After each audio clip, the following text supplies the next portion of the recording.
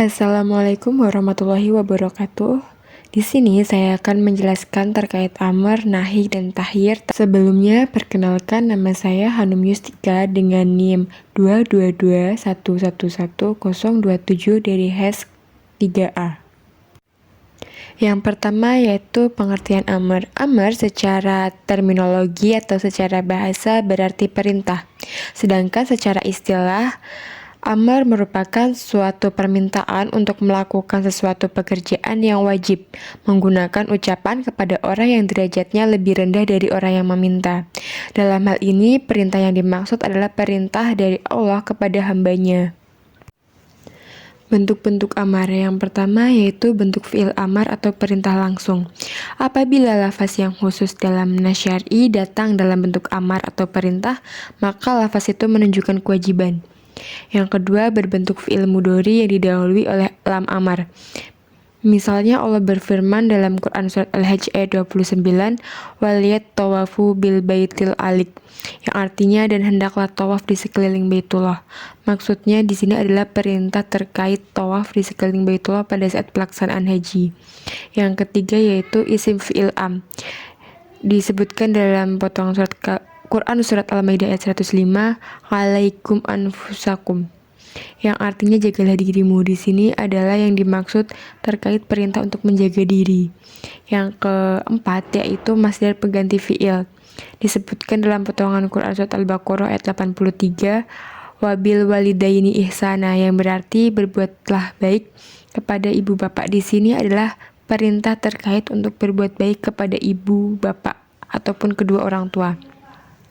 Yang terakhir yaitu bentuk lainnya yang semakna seperti lafal farodo. Ya ayyuhalladzina amanu kutiba alaikum siyam.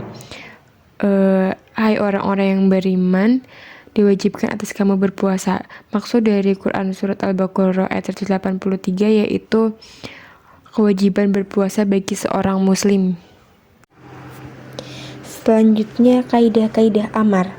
Kaidah yang pertama adalah hukum asal dalam perintah adalah wajib, kecuali ada dalil yang mengatakan selainnya. Contohnya sholat. Hukum yang kedua, asal dalam perintah tidak harus langsung dikerjakan kecuali ada dalil yang mengatakan hal lain. Kaidah yang ketiga, hukum asal perintah tidak dilakukan berkali-kali. Kaidah keempat, perintah berarti juga larangan untuk melakukan kebalikannya. Dan yang terakhir, perintah untuk melakukan sesuatu berarti perintah untuk melakukan perkara yang menjadi lantaran terlaksananya perkara tersebut. Nahi secara bahasa bermakna larangan. Secara istilah nahi adalah lafal yang menunjukkan tuntutan untuk meninggalkan sesuatu. Selanjutnya bentuk-bentuk nahi. Bentuk yang pertama yaitu kalimat larangan yang tidak memiliki qarinah, menunjukkan hakikat larangan yang mutlak. Seperti firman Allah dalam Quran surat An-Nisa ayat 43, ya ayyuhalladzina amanu la taqrabus sholata wa antum sukuro, yang artinya ya orang-orang yang beriman, jangan kamu kerjakan sholat dalam keadaan mabuk. Di sini larangan mengerjakan sholat ketika mabuk. Bentuk-bentuk nahi selanjutnya ada fi'il mudhari yang disertai dengan la nahi seperti yang tercantum dalam Quran surat Al-Baqarah, yaitu terkait larangan membuat kerusakan di muka bumi. Selanjutnya yang terakhir, bentuk-bentuk nahi yang terakhir yaitu lafaz-lafaz yang memberi pengertian haram atau perintah meninggalkan sesuatu perbuatan seperti yang tercantum dalam Quran surat Al-Baqarah ayat 275 terkait mengharamkan riba atau larangan untuk melakukan riba, namun menghalalkan jual beli. Kaidah-kaidah nahi. Kaidah yang pertama yaitu hukum asal larangan adalah karena haram. Contohnya Quran surat Al-Isra ayat 32 yang artinya dan janganlah kamu mendekati zina. Di sini ada larangan untuk mendekati zina karena zina diharamkan oleh Allah Subhanahu wa taala. Yang kedua yaitu larangan juga berarti perintah untuk melakukan kebalikannya. Contohnya Quran surat Al-Maidah ayat 90 di mana dalam Quran surat tersebut dilarang untuk meminum khamr, berjudi dan lain sebagainya, dan diperintahkan untuk mendekatkan diri kepada Allah. Kaidah yang ketiga yaitu larangan menunjukkan bahwa perkara yang dilarang itu rusak. Tahyir secara bahasa berarti menyuruh pilihan atau memberi kebebasan memilih. Sedangkan menurut istilah tahyir adalah perbuatan yang diperintahkan Allah untuk memilih antara melakukan atau tidak melakukan. Contohnya dalam Al-Quran menyatakan bahwa sesuatu perbuatan halal dilakukan.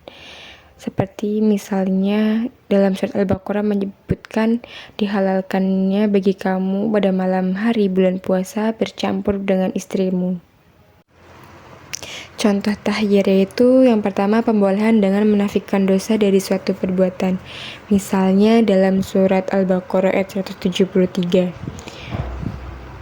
Famanit turro hayro bahyu wala adyang fala isma alaih innallaha ghafurur rahim, yang artinya tetapi barang siapa dalam keadaan terpaksa memakannya, sesungguhnya sedang ia tidak menginginkannya dan tidak pula melampaui batas, maka tidak ada dosa baginya.